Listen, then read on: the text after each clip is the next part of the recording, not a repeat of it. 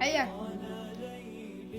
أتى أعرابي إلى النبي صلى الله عليه وسلم يقول عمر: كنا في السوق، وأتى أعرابي من البادية إلى النبي صلى الله عليه وسلم فأخذ بثيابه وجره على ركبته وقال: يا محمد، أعطني من بيت مال الله لا من بيت أبيك وأمك.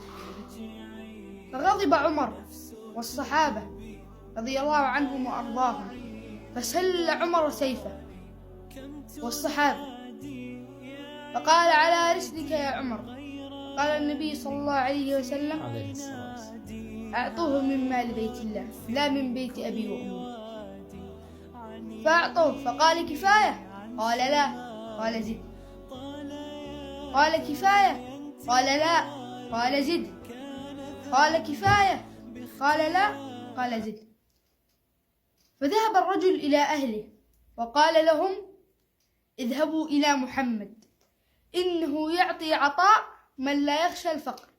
أشهد أن لا إله إلا الله وأن محمدا رسول الله.